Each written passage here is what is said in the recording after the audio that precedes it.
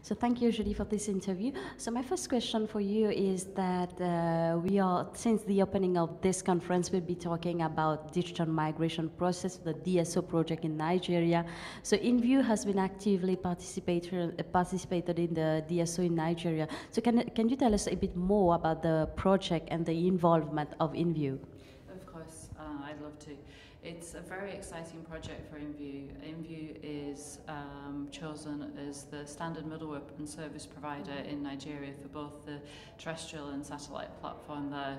And Inview provides, on behalf of the Nigerian government or the NBC, both the software for the set-top boxes and a service platform that can be used to deploy a whole range of revenue-generating services. But it's also developing a platform through which the Nigerian government can communicate and provide education, health and other services into every TV home in Nigeria. So it's a really exciting project for us. Thank you. So what is so special about the set-top box, the features that Inview is providing to Nigeria? Can you tell us more about the services, the interactive services that is present there? Yes, of course. It's an interesting challenge in African countries where they're launching ASO, where they're very cost-sensitive markets, so you need to keep the price of the set-top box down so the initial capex is low. But at the same time, if a government is subsidising boxes and making that investment, it wants to make sure that that box is future-proofed and will last. So that box has to be able to evolve. So the set-top box and the software platform has been designed to take a series of software upgrade. So today it has a great content lineup, EPG, advertising, content promotion, government information services, but it can, by adding a USB slot, extra memory can be added so that push VOD services can be delivered. It can become PVR ready. It can also be connected to the internet either via 3G or Wi-Fi, again via USB, so that a whole range of IP connected services can be delivered. So what you create is a future-proof set-top box which costs as little as possible today, but at the right point in time when the broadband infrastructure is there, with the small cost of $2 or $3 add-on, that set-top box can be turned into something that will evolve into the future as a hybrid set-top box platform. Okay, so working in a big country like Nigeria, I mean, working with these country where the I would say the economic situation sometimes is a bit tough. So, what are the challenges that you came across while working with Nigeria?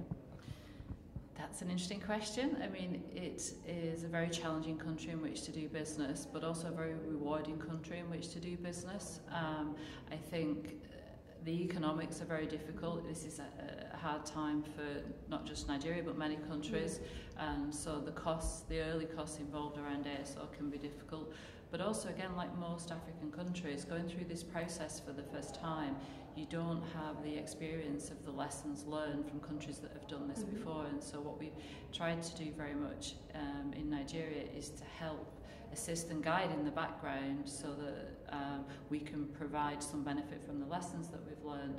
But I think one of the things that I love about Nigeria and working in Nigeria is that people are very committed people, and they're committed to this project. And although sometimes things can take time, when they get fired up, things move so quickly, and they can make big things happen very quickly, and that's what's happening at the moment in Nigeria with DSO.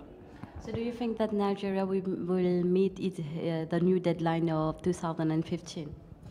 I think that it's doing everything it can to achieve that deadline, and certainly it will have achieved national coverage by June 2017 that will be faster than any other African country has achieved that. But I hope that they will fully achieve their deadlines. But there are a lot of challenges to get there at the moment. Okay, so my last question. So apart from Nigeria, so you have been in the process of digital migration with other African countries, or Nigeria is your first experience? We're in discussions with a lot of both English and French-speaking African countries around DSO, and those discussions are at different stages.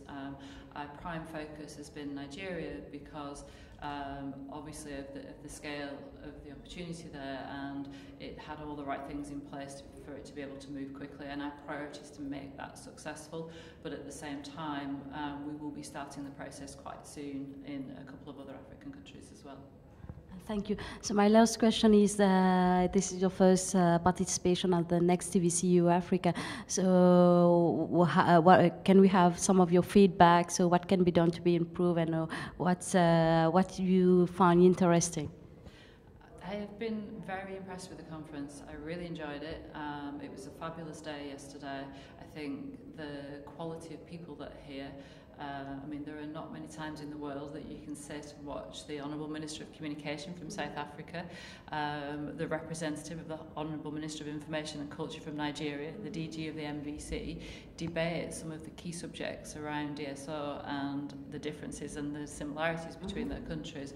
But even, I think, the broad range of subjects and the calibre of people that are speaking, I think it has been a very informative conference, and I've really enjoyed it. Thank you very much. Then see you next year. I shall look forward to it.